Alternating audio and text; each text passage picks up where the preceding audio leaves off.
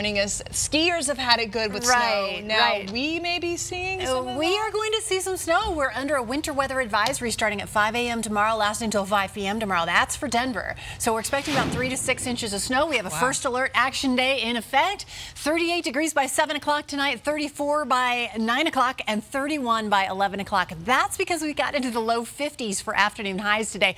Look at this gorgeous sunset. We've seen some beautiful colors out there tonight. And it'll be quiet for the next few hours, and then things will change as a cold front arrives from the northwest. 53 our high today here in Denver, 53 in Greeley and Akron. We had 30s up in the mountains with partly cloudy skies. Today, though, 53, the record 71 set back in 1980. And tomorrow, about 12 degrees at this same time tomorrow afternoon with snow as we go through our day tomorrow. So snow develops overnight tonight. It'll be after midnight, and we're expecting about 3 to 6 inches here in Denver, about 6 to 8 up into the foothills. Highs will only be in the teens, and we'll actually hit our afternoon highs in the overnight hours tonight. And then the temperatures will keep dropping as we head through the day tomorrow. So temperatures right now are in the 40s. Soak them up. The warm air is sticking around for just a little bit more. If you are traveling down into the southeastern part of the U.S. for your New Year's holiday, take the umbrella. There's still more rain coming from the south here. We'll push on through, but we're really watching this cold front here off to our northwest. Look at all these watches and warnings here stretched out because of this one cold front that'll be making its way through multiple states. We have watches and warnings for snow here in Colorado up into Cheyenne. Those are wind chill advisories for wind chills about 25 below zero. So keep that in mind, especially for your holiday. 3 to 6 inches here around Denver, 4 to 8 with a winter storm warning down into southern Colorado. 10 to 20 here in the southwestern part of the state. Telluride's sitting pretty with this new snow coming their way. And a winter weather advisory, and everything shaded in purple. Right along the I-70 corridor, I think we'll see about 2 to 3 inches. Now here around Denver, it's about 3 to 5 here in Denver, more to the south and up into the foothills. As you move farther north toward Fort Collins and Greeley, about 1 to 2 inches possible, and less than an inch across the eastern plains. So it's thanks to this cold front as it moves through. This will be 7:30 Monday morning, and we have snow all over the state.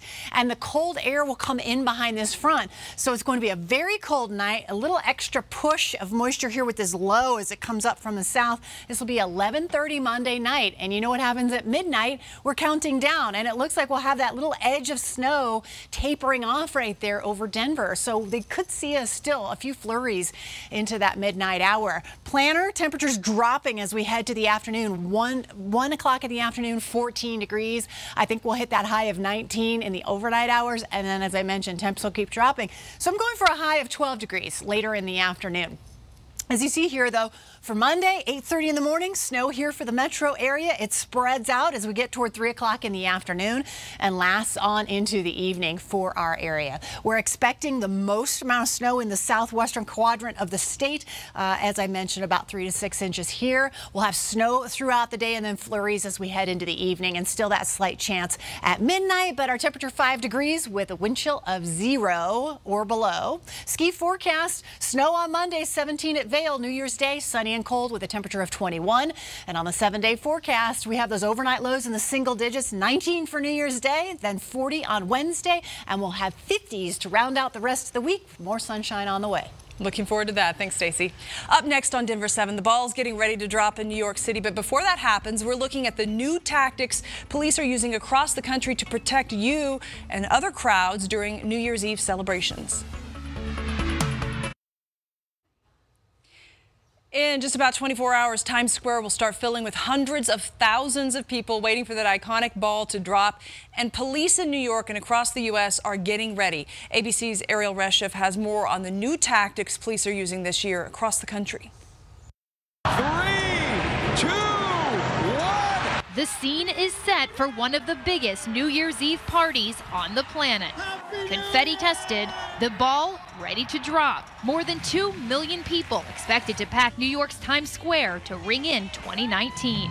Officials saying there have been no credible threats to festivities, but ISIS propaganda on the internet prompting increased vigilance. The area will be teeming with thousands of uniformed and undercover officers. It's going to be one of the most well-policed, best protected events at one of the safest venues in the entire world. More than 50 canine units canvassing the crowd.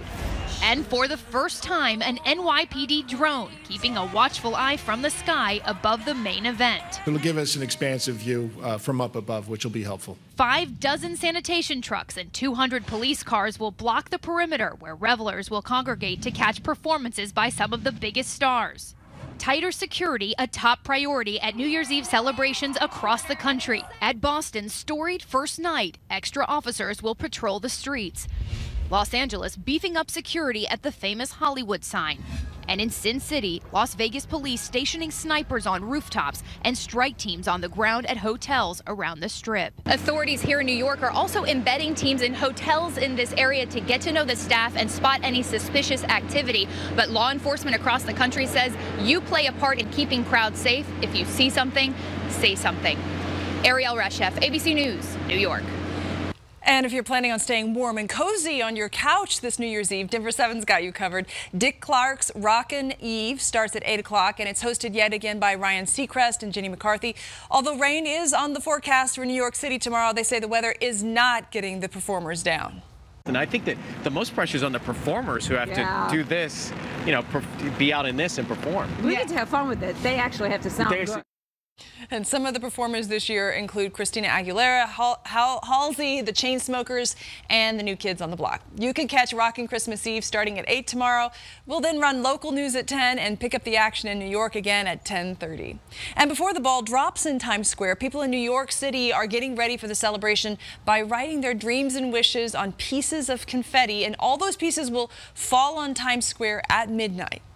To live happily with, you know, and yeah, in harmony with all over the world. My wish is my son who's sleeping in here, happy and healthy life. To get better at soccer. All right, what are you wishing for in 2019? To get your wish in New York, you can submit it online on the Times Square website, and those will be printed and will fall with all of the other confetti.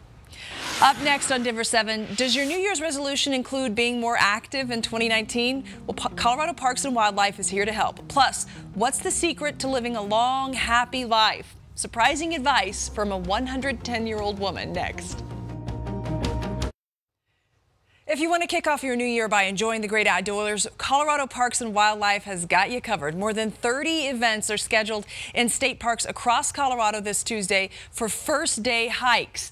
All of these events are free, but you will have to get a park pass. To find the perfect hike for you, just head to the Colorado Parks and Wildlife website. And here is a live look outside after a gorgeous day for a hike. It is hard to believe after this afternoon, but brace yourself for a big change. Snow is on the way, and meteorologist Stacey Donaldson's here. Stacey, this is a first alert action day? It is, and it continues for the next couple of days because we are in for a big change. Beautiful colors on the horizon with temperatures in the 50s this afternoon. And now it's all going to change with the cold front coming in from the northwest. But for this afternoon, we had low to mid 50s here for our area, 30s in the mountains. We have watches and warnings all across the state building up in advance of this snowfall. And we do have a winter weather advisory in effect here right around Denver and the entire metro area from 5 a.m. tomorrow morning to 5 p.m. tomorrow night. Coming up in a little bit, we'll talk about when this snow will develop, how long it'll stick around, and how much you can expect in your neighborhood. All right, thanks, Stacey. And just like that, the Broncos season has once again come to an end with no playoffs to look forward to, but there's always next year. The team just lost in Mile High Stadium to the LA Chargers 23-9, and Lionel will have more on everything that went down and what's coming up next, coming up a little later in sports. And developing tonight, a lot of us are loving the idea of buying online and then picking up in the store. Adobe Analytics found those types of purchases, usually at big retailers like Walmart and Target, have increased by 47% since early November.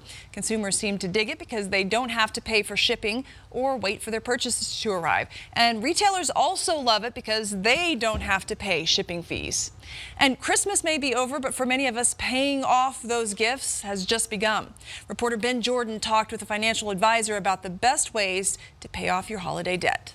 The giving season. It's so fun to give people gifts and watch their expressions and the joy when they open their presents. Studies show the average person spent more than $600 this year during the holiday season. a shocking figure to Eric O'Neill. I think that's a little bit overboard. But not too far off for Leslie Hicks. I bought Christmas gifts for my parents, and I have a 9-year-old daughter, so we bought Christmas presents for all the cousins. For too many, those presents are bought with money they don't have. Financial advisor Brad Allen says the first step to paying off debt is knowing your budget. When you know how much is coming in versus what's going out, you can figure out how much you can throw at that holiday debt. Allen says holiday debt can be most problematic for people struggling to pay off multiple credit card balances. Allen suggests 2 methods. First, tackle the card with the highest interest rate. Second, start with the card with the smallest balance. It's the best way to pay off holiday debt because it creates momentum for yourself. 2 days after Christmas, O'Neill is thankful he didn't overdo it on gifts. I do not overextend myself when it comes to Christmas. No, I don't. You know better.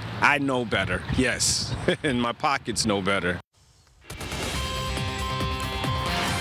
It is over. The Broncos season has come to an end at Mile High. Sports director Lionel Bienvenu is here in the studio. And Lionel, we could look at the bright side for this. There's a bright side? No, well, look, there's going to be a coaching change. We're going to start over again. And, yeah, there's the bright side. All right, for I'll you. take But it. yeah, as of today, you're right. It is over. The season for the Broncos and the 2-year run for head coach Vance Joseph. Broncos lost to the Chargers today at Mile High in the season finale. Oh, a higher draft pick, Jacqueline. Yes. There's another bright. That's what you were talking about, a bright spot. Exactly. Thank you. 4 losses in a row to end the season, 6-10, and once again, the offense was like a sailboat in dead calm. Penalties, turnovers, just lifeless, and there's no way John Elway can keep Vance as head coach. This was a tale of 2 coaches, good friends, Anthony Lynn, Vance Joseph. One is 21-11 over 2 seasons and in the playoffs. The other is now 11-21 and looking at a pink slip tomorrow morning. Of course, one has Phillip Rivers, the other has Case Keenum. But early on, Rivers was awful. Picked off twice in the first quarter. Isaac Yiadom and Will Parks got him. Second quarter, 2 holding calls on Garrett Bowles. One erased a Booker TD. And then this, a backward and bad pass to Royce Freeman. Never got it. Kyle Emanuel returned it for a touchdown. Oh, it was so bad. 7-0 Chargers. Vance telling Bowles, dude, not the way to save our jobs, man. Right before halftime, Case went deep. River Craycraft, yep. They're down to Cray. He went up and got it. 45-yard gain. First and goal at the 6 after a Chargers interception and a fumble back to the Broncos. 3rd and goal. Case was sacked. Field goal, 7-3 at the half. John Elway with Matt Russell and Gary Kubiak watching this dreck. Some reports today said John could keep Vance as head coach and bring on Gary as offensive coordinator. I don't see Vance coming back. Case to Tim Patrick, another fumble, another big mistake. Chargers converted that into a touchdown, 14-3. And then this happened, the offense in a nutshell. A botched snap count, a botched snap, a botched everything. And Case got botched by Bosa. I like the word botched, by the way. Broncos later scored Case to Andy Janovich for the touchdown, 14-9. They're going for 2. Case going for Cortland Sutton, picked off by Casey Hayward. He broke away and broke free, and this is the season in a nutshell, part 2. He returned it 102 yards for 2 points for the Chargers. You can't make this up. 16-9. The final was 23-9. The Broncos lose their last 4 to finish 6-10. The Chargers are 12-4. Ugly ending to an ugly season. Let's get out to Troy Rank, who is live on the field at Mile High. Troy, 11 penalties today, 4 turnovers by both teams. Broncos offense scored 9 points. Is there anything here to save Vance Joseph's job? Yeah, I can't see it, Lionel. Here's the reality. These past 4 games, they've been outscored in the first half 54-13, been non-competitive during long stretches. They now have 12 double-figure losses under Vance Joseph in his 2 years. They've also fallen to 7-9 at home. So I don't know what case you would make to keep him other than continuity. Dirk Cutter just got fired by Tampa Bay. The firings are already starting. Again, according to my sources, everything still points to Vance being let go. That may happen tonight. It could happen early in the AM prior to the players cleaning out their lockers. But remember this, Lionel. They suffered double-figure losses in back-to-back seasons now for the first time since 1967. This team has to deal with that stain on their resume. They can only go up from here. You're right, Troy, and over 12,000 no-shows today at the game, too. When the people stop going to the games and stop spending their money, yeah, changes are made. All right, Troy, thank you very much. We'll have much more on this season-ending loss in a few minutes. Vance Joseph will step to the podium at the interview room. We will bring you that live. Right now, let's take a break here on Denver 7 News. Giving birth goes viral. While delivering a baby, this North Texas family delivered an a cappella performance of a very appropriate 80s hit. It is Salt and Peppa's Push It. You got to hear it and see it to believe it. Family members dropped a beat and maybe it helped. And just like the song, the mom was supposedly able to deliver her newborn with just 2 pushes. Hopefully we'll have that video later.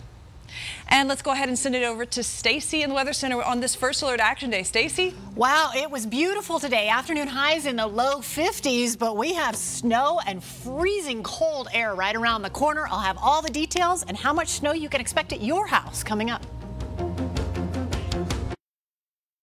Right now, she has lived through the Great Depression, the beginning of radio and TV, and the first man on the moon. And now Irene Miller is turning 110 years old. This Massachusetts woman was born in 1908. She says the secret to her long, happy life may be the bourbon. I want to take it home. Back in the day, it was always an old Grandad Manhattan, sweet vermouth with 3 cherries. I don't know where the 3 cherries comes from. Just that if she doesn't have 3, no word of a lie, I had to go out and buy a jar of cherries to put that 1 more in there. You know, I like a woman who knows what she likes. Her family says in years past, they encouraged her to break that habit, but now they just let her enjoy the good life. All right, let's try this again. Giving birth goes viral. While delivering a baby, this North Texas family delivered an a cappella version of a very appropriate 80s hit.